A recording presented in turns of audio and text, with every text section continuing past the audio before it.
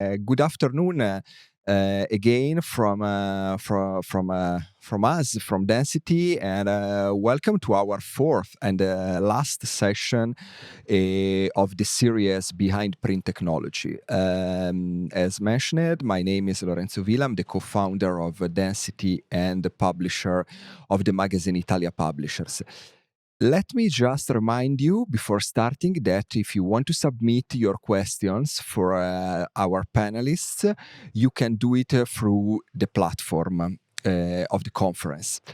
Just a quick introduction. Many printers still believe that the success of their business depends on printing. Anyway, the market shows that those who do not sell print but consider print as a functional component of their product, of their service, normally make more money. In our sessions, we met, this is the last day, 12 printing companies from around the world that look at print from a different angle. Today, we are going to meet 3 printing companies that invested in a distinctive print technology to open up a new market and to do something different, to set themselves apart from the competition. Or, in one case, invented a new technology if it did not exist before. And so our first guest is Johnny Hobeika, the managing director of ePac Flexible Packaging in Europe. Thanks, Johnny. Welcome. Thanks for joining us today. My pleasure. My pleasure. Good to be on the panel.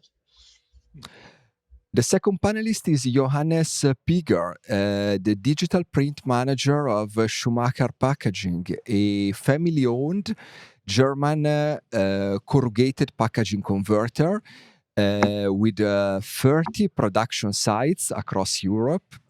And Schumacher is also a pioneer of digital printing in its particular field, in the corrugated packaging. And as we will see, has a strong belief in a water-based inkjet technology. Welcome, Johannes, and thanks for being with us today. Thank you, and welcome, Lorenzo.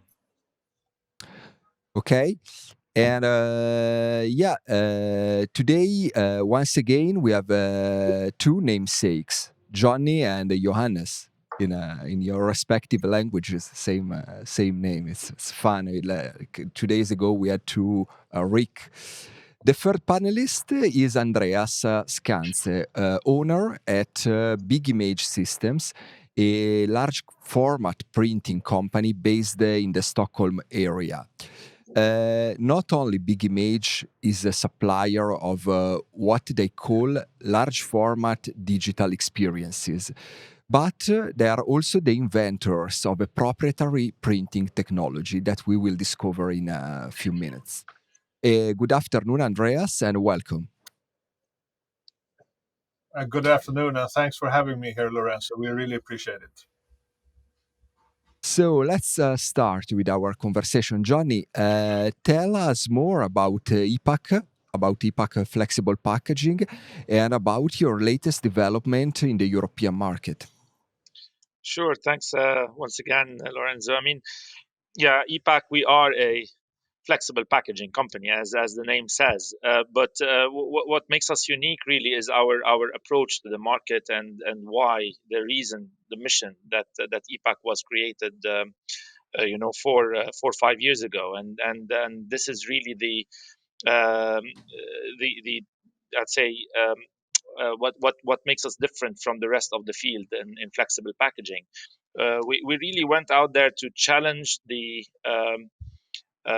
problems that the industry had when it comes to servicing a very complex range of product at a very lengthy amount of time, and with a very much high barrier when it comes to the first order, quantity wise and value wise. So we found a very I'd say useful space to service, which is the small and medium-sized companies who wanted to work with their local environment, with the local market, with their local community, and with local produce, particularly in the food and in the added value items. And they needed packaging. And when you have somebody, a founder, or somebody who created a new product, I think it's all very exciting until he phones up a flexible packaging company, and a conventional one at least, and finds out how complex it is to order their packaging and how long they have to wait for it. And then in most cases, their dreams become a little bit more challenging and might disappear. In our case, we work with those folks, we enable their businesses, and then that really actually makes all the difference for their businesses, and made already all the difference for ours as well, to be able to scale up in the US first, and then into Canada and Europe and in Asia. And more companies are now involved, and countries involved with us than ever, basically, and we're still growing. So that's ePac in a nutshell. Well, thanks, Johnny. And Johannes, would you like to retrace for us the steps of Schumacher's growth and explain what markets and what customers you serve? I mean, as you mentioned at the beginning, Schumacher is one of the biggest packaging manufacturers in Germany, who is still family owned and family operated since 1948. So we started with the first corrugator from BHS, was in 1975. And today, with 31 sites all over Europe, we have many global brand customers in all markets, like e-commerce, for example, like the food market, automotive, and of course, healthcare. So that's Schumacher. Thanks. Thanks, Johannes. Yes, and in fact, the e-commerce in particular is one of the key drivers of all these boxes that every day come in our offices, in our home, in our receptions, and it's crazy to see how the corrugated boxes switched from being just a box, just a brown box, into something more. I don't know, relevant to all of us. And now, Andreas, please help us to take a dive into the wonderful, let me call it, extra large world of big image systems. I would be glad to. In 1987, we were a photography laboratory, and all of a sudden, we wanted to do everything we did in the opposite way. So, photography back then was developing analog film, it was small format, and it was on paper. And the opposite of that would be large format, digital, and on fabric. And so that's what we wanted to do. And there was no such technology. So we started to develop our own technology. We wanted to go into stage set designs for operas and theaters and TV studios and film studios, and we wanted to revolutionize that particular segment. It took us 10 years to get there, but we are having the time of our life, and we're printing super large images, 12 by 50 meters in one piece without a seam, on fabric with water-based inks, and we're supplying it to customers all over the world, especially Netflix. Thanks, Andreas.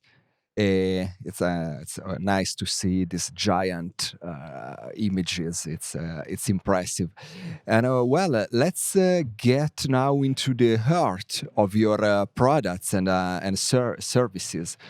Johnny, let's start with you with ePac. What kind of products and special applications do you make, and how do you offer something unique to your customers in a market, the flexible packaging, which is traditionally linked to big brands and to huge volumes? Sure, Lorenzo. I mean, we're simplifying flexible packaging is really an art. You know, how do you, and the way we look at flexible packaging, there's like two facets of it. There's a functional element to it, which is, you know, it's there to offer you a solution, right? To not only transport the product from A to B, but to preserve the product, to get it to the customer. And it's very much a functional element of the product itself. And also it is a visual element, because that's the product, its communication with its, you know, consumer is through the packaging. So at ePac, we take that approach to solving that problem. We have a fantastic rationalized offering of barrier products to serve our food segment, which require quite challenging barriers in different, different products require different barriers, and the high definition printing, and basically um, myriad embellishments that you can offer using a digital unique platform, which we can focus on maximizing its utility. So the two together is really offering functionality and aesthetics at the same time, and you don't have to add a label, you don't have to add an embellishment that isn't really a hurdle again to reach the shelf and the consumer. And we do this in 10 to 15 days, maybe quicker, in the future. Even today, some of our operating partners are offering a quicker lead time than that, and at a very very low, we say we don't have a minimum quantity but minimum order value, which also makes us unique. So that's how we go about our business, and every day offers a new conversation with people who want to solve packaging problems for their designs and their creations. I hope I answered Okay. you. Yeah, of course, and yeah, as you mentioned it, it was a huge challenge, and your idea is brilliant, and the execution as well, apparently.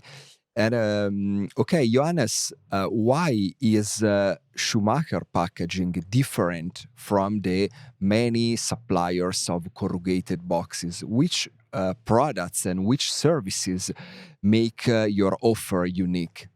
So to start from the beginning, Schumacher was always wanted to be one step ahead when it comes to print technologies, like generations before we started when it comes to high deflexor printing. And so it was in 2008 when Björn Schumacher, our CEO, and Jean-Pascal Bobst, the CEO of Bobst, decided to build a digital printing machine for the corrugated packagings. I think it was the first one available on the market. So 2008, we started to thinking about and write down what we need. So why is this coming from? It's always our customers always expecting the best print quality on the market, and even they want to go with, as mentioned before, they want to go with faster orders, smaller orders, and even marketing actions. So that's why we come from building digital technology to the day we've been today, which means we have a long journey. And the long journey was we installed a digital printing machine from Bobst in 2015 in our plant in Eversdorf. And in the end of 2017, we decided together with Bobst that it's not longer the perfect solution for all of us. So Bobst was trying to get something new, and we were trying to get something new. So I traveled the world to find out who is the best solution for the corrugated market and for our customers as well, because our customers have special expectations when it comes to print quality. So we decided in 2017, we decided to do a field test with the first machine of Durst. So today we're using, after 4 years later, we are using 2 fully automated Durst machines. So that was a long journey. And today we started to go digital printing inline in the corrugator with PHS. I think we started to plan these steps also in 2014 when we installed the first machine from Bobst. So it's a long journey, it's a long way to drive, and it will be long steps in the future. I hope that answered your Okay, question. okay. Yeah. But maybe we can go even more in depth on your technical issues. You are an engineer. You are a technical guy, and it would be great to understand the details and something more about this path, this technology path. And Andreas, can you explain why and how Big Image Systems creates and sells something which is other than just large format digital printing? Well, it really starts with us not actually selling a print. We sell more of an expected result. What we do is when we talk to customer, and especially our creative customer in the stage field, and stage meaning theater, opera, TV, film studios, etc., is that we talk to them about what is the expected result that they want to achieve by using large format visual experiences. That's how we talk about it. And we have a set of many, many questions where we try to figure out what is the experience they are trying to create. What is the sensation of the feelings of the people looking at the image or seeing the show or whatever it is. And the more we understand what they are trying to create, the better we can create a product that will actually help them do that. So we have a lot of questions. We work together with the clients at an early stage. We try to understand the stage play. We try to understand the manuscript. We try to work with the artist, with the set designers to create something really unique for each and every show. And after we have done that, it's easy for us to actually do the production. But then it comes to installation, which also requires engineering and also being there for general rehearsals and trying to change the set designs to make it work, and so that we are sure that we live up to the client's expectations, or hopefully we exceed the client's expectations, because then we know they'll come back for something more. And along this entire process, we very rarely talk to the client about technology or about how we print or why we print and stuff like that. They are totally focused on creating the large format visual experience result, and that is what we have promised them to help them with. So that's the way it works for us. Although we are technology nerds ourselves and we have to bite our tongue sometimes not to speak about technology, but most clients are focused on creating the result. And that's the way we sell, and that's the way we have become quite successful in this particular field. Okay. Thanks, Andreas. And well, guys, now even if Johannes already anticipated something about their impressive fleet of single pass presses, now it's the time for technology, especially those print technologies that made a real difference to your companies. So let's start with ePac. Johnny, printing flexible packaging entirely digitally is something that many still consider impractical. How did you face and overcome this challenge? Yeah, I guess so. I wouldn't be surprised here, and you've got a lot of skepticals along the way, and then you see a company like ePac being successful like that, and you wonder, right? How do we pull it off? I mean, it's easy, really.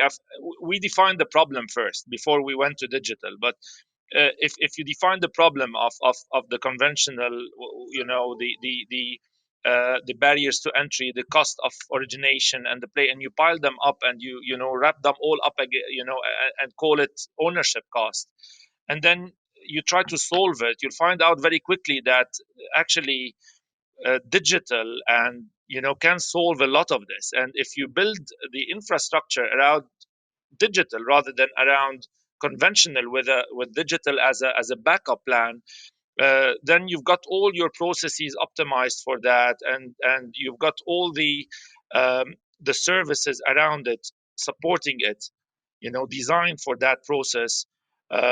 It works. It really works. And then you're talking to an audience where you're going there to offer not just, like Andrea said, not just a print. You're offering them a solution, a service, and you're opening up their options. And instead of working with procurement departments, now you're working with companies, with owners, with marketing people, and that's where the value is. That's where the nobody wants to buy a pouch.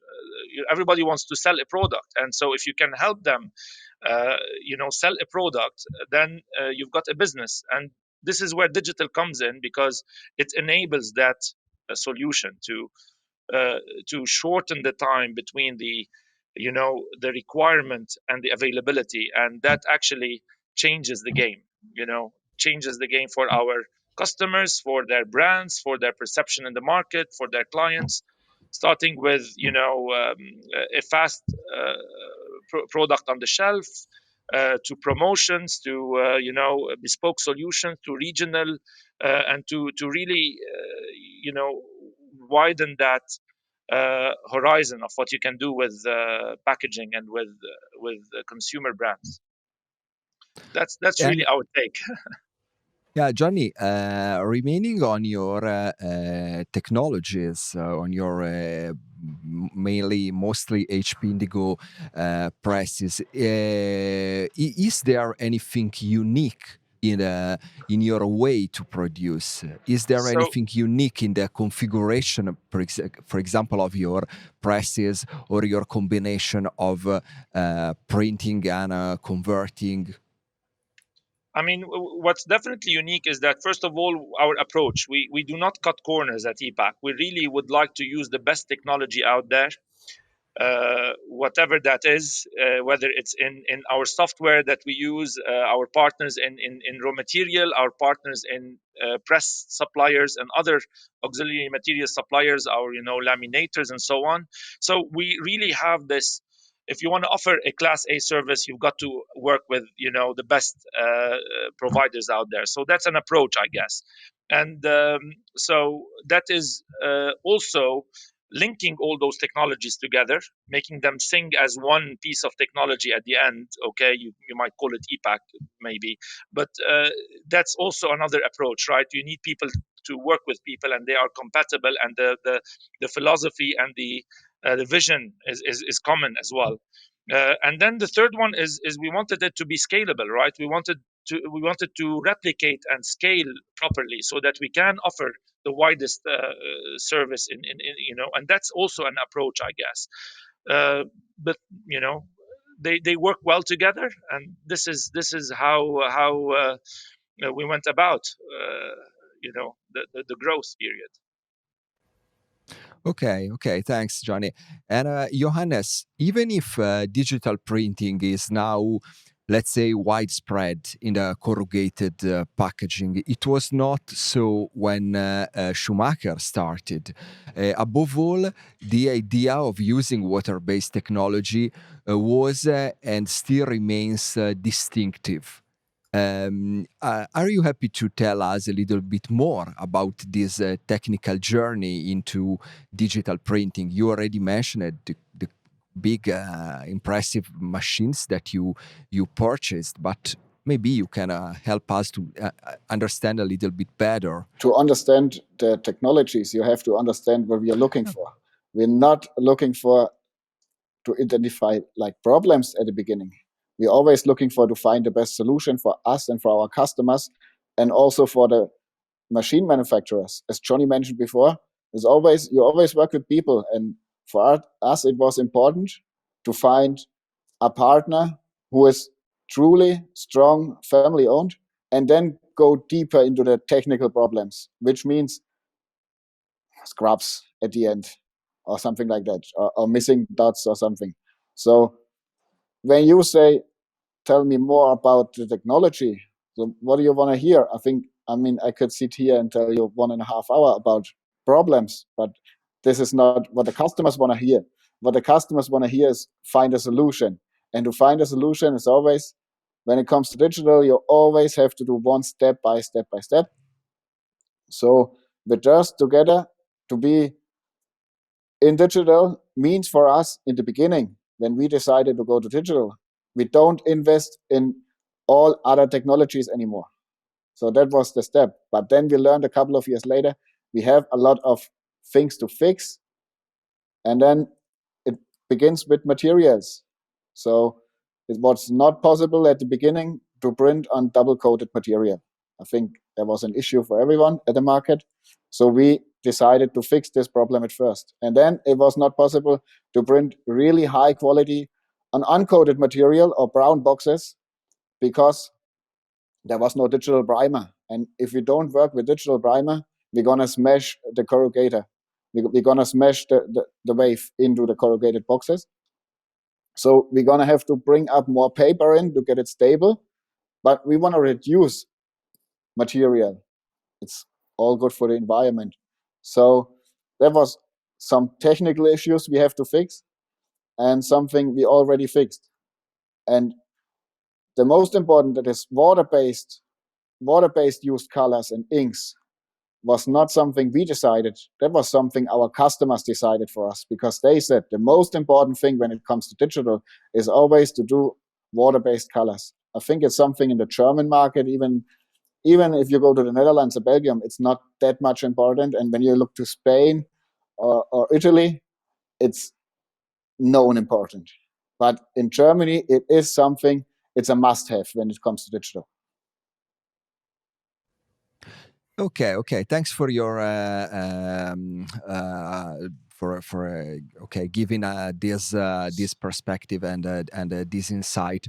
I'm particularly curious in a coexistence in your digital printing workflow of a type of machine, a single pass press that prints directly onto the corrugated board, onto the sheets of corrugated board, and a different system. It's water-based as well, it's inkjet as well, but it prints directly onto the roll of paper, then only later becomes a sheet of corrugated board. So how all these introductions, how digital printing in general forced you to redesign the company's workflow and the production process?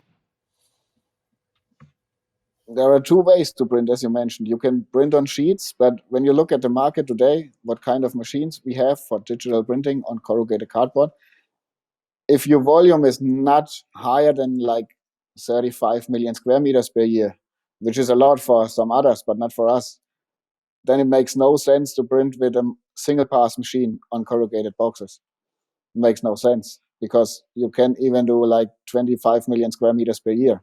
If your company is higher, then you have to look for another solution. And another solution for us was to print on a 2.80 machine with 300 meters on the paper, and then to bring it to corrugated board afterwards. That was the solution why we said, the reason why we said we need this solution. Okay. Thanks, Johannes. And Andreas, when I first heard about big image systems, about your founder Werner Schäfer, and your Infinitus printer, or Infinitus, I don't know which is the right pronunciation. You pronounced it right. Okay. I literally went crazy. And so, can you tell us more about this story, about your technology? Yes, I can. Now, when we figured out what we wanted to do after being a photography laboratory, we wanted to print on fabric. But fabric has its own life, and especially fabric made out of cotton. And we wanted to print with water-based inks. And what happens if you splash water onto cotton? Well, it shrinks. And then when it gets hot, it can expand again. So cotton was everywhere, and we could never control the size of the cotton. So we figured out how to pre-shrink and pre-treat the cotton, and to work with it that way. But you can't move cotton. And when you move it from a roll to another roll, it will start rolling sideways like a bad curtain. So we had to figure out how to keep the cotton straight and how to print on it. So we developed a huge drum. The drum is 6.5 meters in circumference, or a little bit over 2 in diameter. And the drum is 12.5 meters wide. And we can load that with 12.5 meters wide fabric. And when the drum rotates, we print with inkjet printheads going from left to right, both directions. But the challenge was that we also wanted to print on both sides, because with fabric, you can have one image on one side and you can print another image on the back side. And depending on how you light these two images, you can make the image on the back side shine through on the front side. So that means that in your theater stage or in your TV studio, you can change the mood of the image or change the actual image by just changing the lighting. So how do you print 12 by 50 meters in one seamless piece then flip it around and print it once again, but having the artwork registrate within less than 2 millimeters of the entire 600 square meters surface? Well, it took some experimenting and it took some unsuccessful tries, let me tell you that. But we were able to figure it out. And today you can see these double-sided huge prints in virtually every TV series or film you can see today. Everything. It's on HBO, it's on Netflix, it's on Amazon, Apple TV Plus, it's everywhere. And we're really happy about it. Thanks, Andreas. But to be fair, not the entire production of big image systems is based on this extraordinary machine. It's in the real life you run a fleet of large format, super wide format inkjet printers and heat calendars and cutting equipment. So would you like to, I don't know, tell us a little bit how do you work every day? How do you manage your jobs, your huge amounts of fabrics for the retail market and for the other the advertising market? Yeah, for those markets, we have a fleet of 7 different machines. They happen to be from Durst also, actually. They're all 5-meter versions, and we have cutting machines. We have 3 large digital cutting machines. We have about 40 different sewing machines. We have a floor space of a combined floor space of about 8,000 square meters, empty floor space, because that's what you need when you work with these large fabrics. And outside the large prints for cultural, like theater, opera, TV, film, we print a lot for retail and stuff like that. And we have lots of fabrics, and we work with those clients in very much the same way. In the retail industry, it's common to meet clients that focus a lot on price, which we don't. So those clients we rarely win, or we get in arguments with them for many different reasons.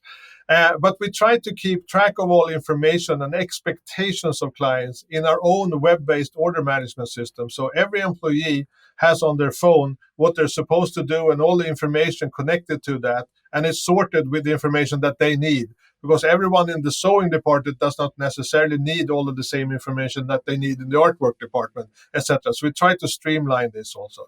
But this is also due to the fact that more than 70% of our orders gets changed by clients after we have sent them the order confirmation.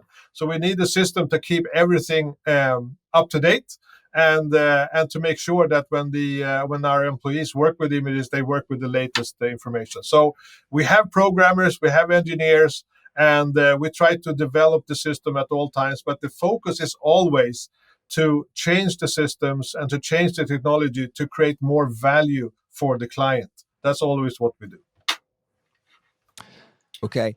And Andreas, during your speech, we saw a couple of or plenty of nice images related to some of your projects, including the famous Sistine Chapel. Yep. And many others. So can you, I don't know, feel free to choose the one, and so can you give us a little bit some insights?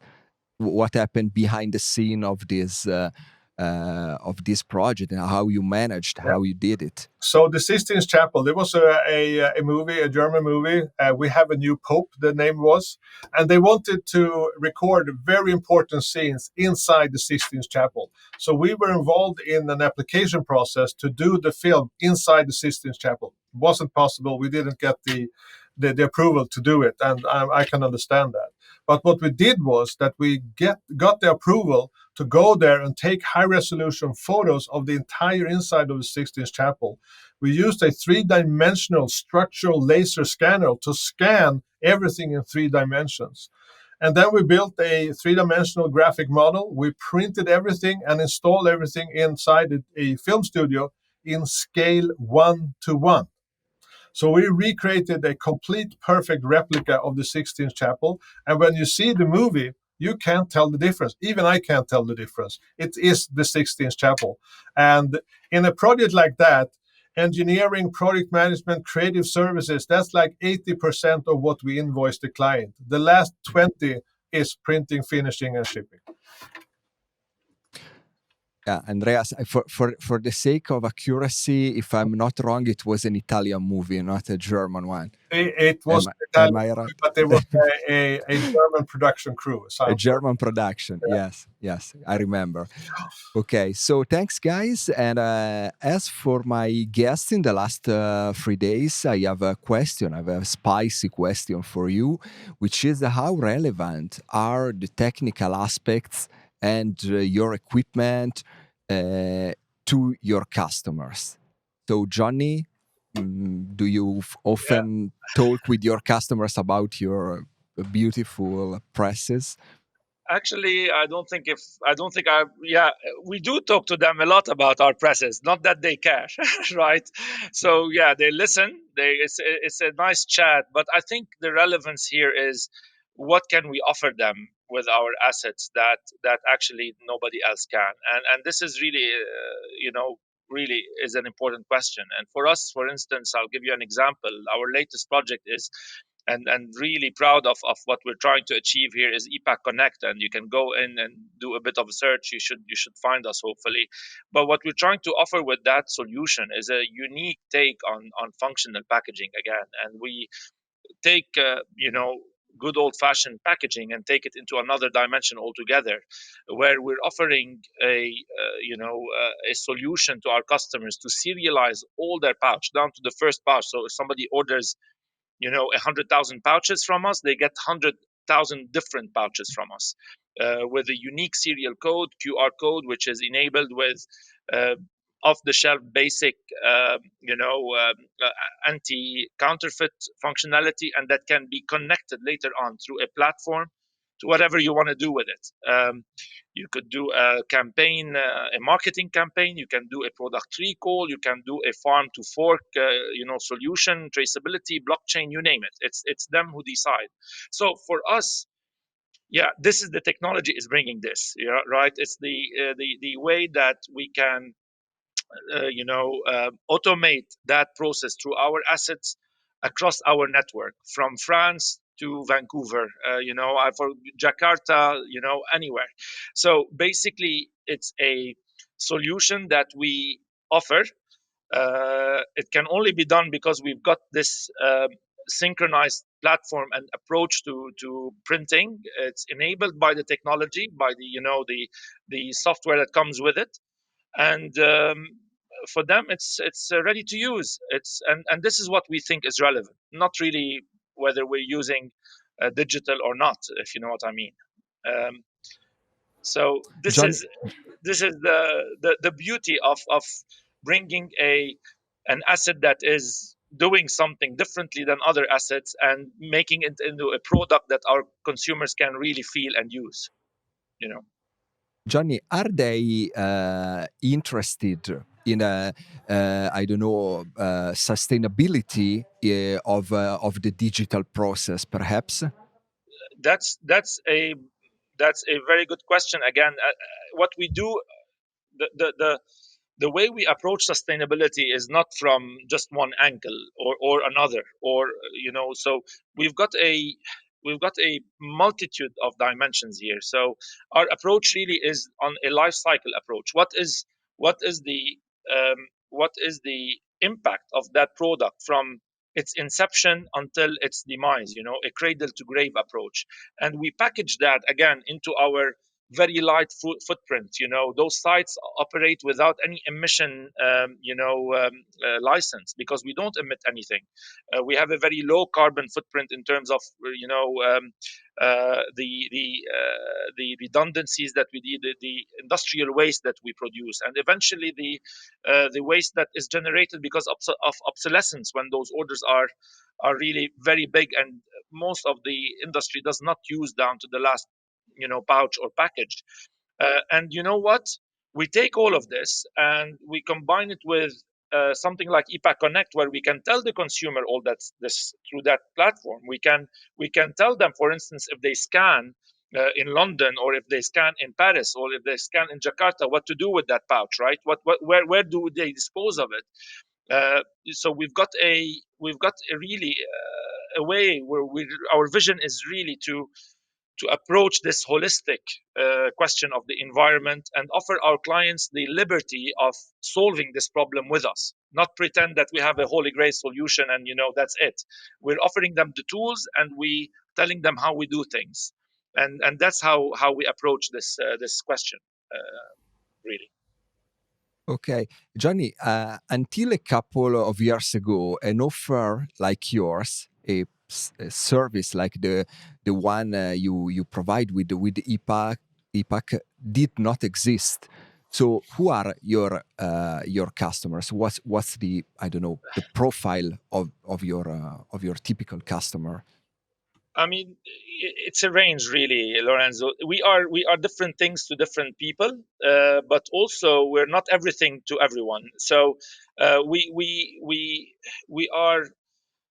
we deal a lot with small to medium sized businesses who are really making a product offered in the local community, be it a converter offering a local delicacy in I don't know, in South France, for instance, or somebody in Canada trying to take a spin on granola, or somebody in Scotland wanting to offer his, again, a product that is really a challenger product. Also, we can service bigger brands where they want to they're looking to solve a problem, end of run promotion, again, local offering or seasonal offering.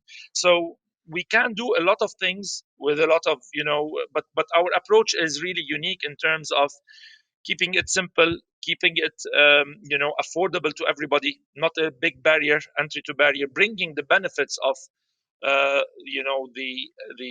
flexible packaging big companies that they have, working with really integrated and big corporates, for everyone, opening it up. And we're finding that, really, I mean, creativity is the best thing. Is you see those products, you come to our sites and you see the designs, and they're fantastic, and we do them into Christmas trees, we make them into panels, because they're really very creative. They sing like, buy me, try me, and this is what I think our customers want at the end. Okay, thanks, Johnny. And yeah, Johannes, what about your conversations with your customers at Schumacher? What are the key topics when you speak with them, when they approach you? It's not even selling a product anymore like we've done 10 years ago, when we've just printed a box and delivered them, and it was not necessary to know for the customer if it's printed on machine 1 or if it's printed on printing machine 5 or 6 or 10 or 15. It wasn't necessary to know. But today we not deliver a printed box, we deliver a solution, which means before becoming digital, there was some customers who have to label their prints, their packages afterwards. This is not necessary anymore. With digital, you just can print VDB codes on it in every way. It doesn't matter. So the production step, labeling, is not there anymore. So that means it's cheaper for them to produce for their customers. So that means it becomes cheaper when we print it digital. Mean, maybe it's a bit more expensive than it has been before, when it's just been a brown box with angry on it or something like that. But becoming a digital solution is always getting the whole solution. And even when it comes to design relaunch, some of our brand customers, so they want to know what is possible from the technical side. Is it glossy? Is it matte? Is it not so glossy? What can we do with the inks? How can we do cost savings, which is more and more important when you come from the flexo printing or from the offset printing. It is important to not be like 10 times more expensive today. So that means we have to reduce the inks on the packaging, because the ink is always the most important part in digital printing. So when we talk with customers about design relaunches, we always talk about how is it possible to get the price reduced or cheaper or maybe the same price that it has been before? And how can we get the best technical solution for your unboxing experience? Yeah, in fact, it's probably what you are the type of message you are delivering with a nice video we saw before. It was all probably all about the commitment of Schumacher to contribute to offer the consumers a more appealing, a more rewarding unboxing experience. Right, and that's what we deliver. That's what we mean when we say we deliver a solution and not a box anymore. And so, Andreas, let's switch to your giant images and to your conversation with your customers. So, what happens when you talk? Well, yeah, today we don't need to start from the beginning every time and to talk to clients about what is digital printing and what is digital large format printing.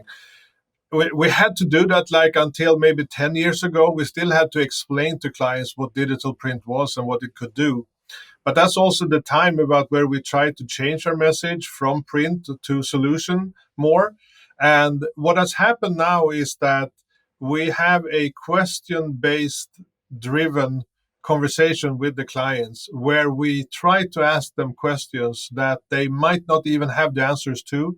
But we know from our experience, having done this now for 34 years, this is our 34th year of doing digital printing, we have formed a series of questions that can help the client figure out what is it that they need and what is it that they want. And quite often, in more than half of our customer calls, we figure out something for the client, together with the client, that they have not figured out themselves. We help them find more value in using our products and services and know-how. And so we try to have a conversation with the client that where we show that we take responsibility for the result the client will have by using our services and products. And it has become a successful way to talk to creative people. Every now and then we meet people that do not understand a single word that we're saying. And that's also a learning experience for us to try to talk to these people and to try to understand them, because obviously we're not having our messages very unclear to them. And sometimes we meet clients that we just have no basis whatsoever to talk to. But most of the times we have creative clients that love being challenged, and they love being challenged with trying to figure out what they want. And it's become a successful sales strategy for us.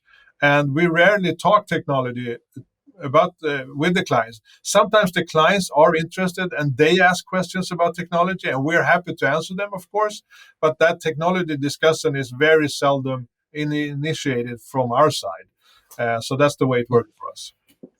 Thanks, Andreas, and thanks, Johnny. Thanks, Johannes, for being with us. Our session, our time is over, and so thanks to the Drupa audience for following these 4 sessions, and enjoy the weekend.